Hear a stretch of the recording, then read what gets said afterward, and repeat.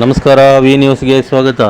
ಚಿಂತಾಮಣಿ ತಾಲೂಕು ಹೊಸಹಳ್ಳಿ ಸರ್ಕಾರಿ ಕಿರಿಯ ಪ್ರಾಥಮಿಕ ಪಾಠಶಾಲೆ ಮಕ್ಕಳಿಗೆ ಉಚಿತವಾಗಿ ಪುಸ್ತಕ ಮತ್ತು ಕಲಿಕಾ ಸಾಮಗ್ರಿಯನ್ನು ವಕೀಲರು, ಸಮಾಜ ಸೇವಕರು ಆದ ಸೀಕಲ್ ಸುಬ್ರಹ್ಮಣ್ಯರವರು ದಾನವಾಗಿ ನೀಡಿದರು.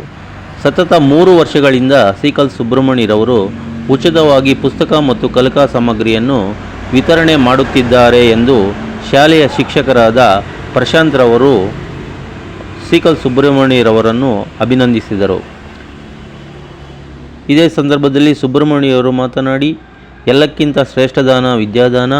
ಆದ್ದರಿಂದ ಈ ಶಾಲಾ ಮಕ್ಕಳಿಗೆ ಕಲಿಯಲು ಬೇಕಾಗುವ ಎಲ್ಲ ಪುಸ್ತಕಗಳನ್ನು ನಾನು ಪ್ರತಿ ವರ್ಷ ಕೊಡಿಸುತ್ತೇನೆ.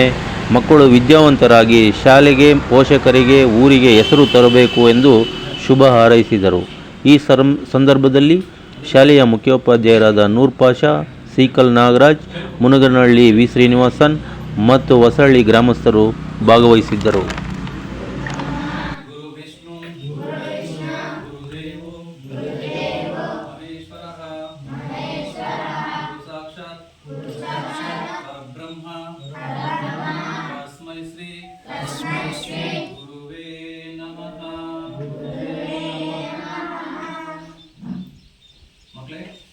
ಇವತ್ತಿನ ದಿವಸ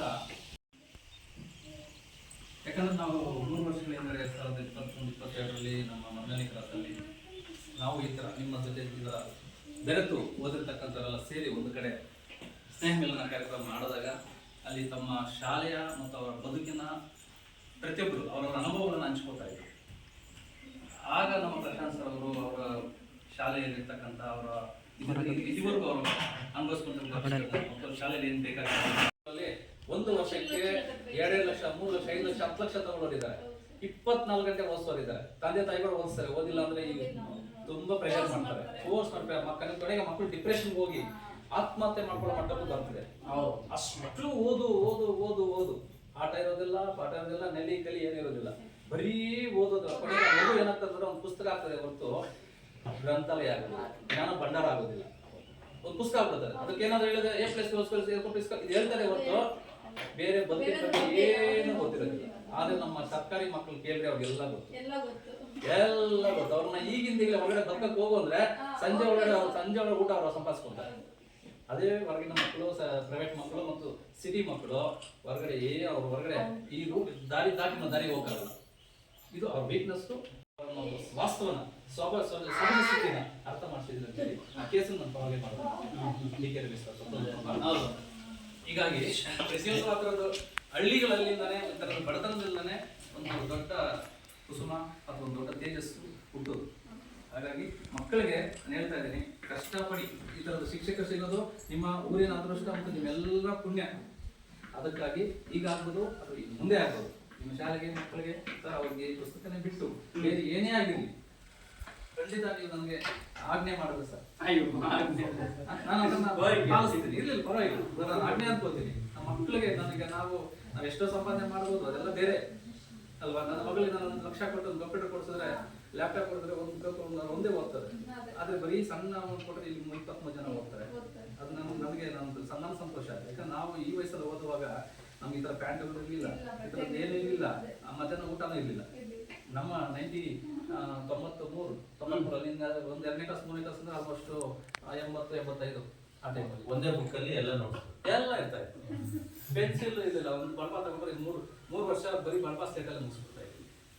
ಹಾಗಾಗಿ ಮಧ್ಯಾಹ್ನ ಊಟನೂ ಸಿಗ್ತದೆ. ಇದು ಸರ್ಕಾರದ ಕೆಲವೊಂದು ಈಗಿನ ಬದಲಾವಣೆಗಳಿಂದ ನಮ್ಗೆ ಅದು ಇರಲಿಲ್ಲ.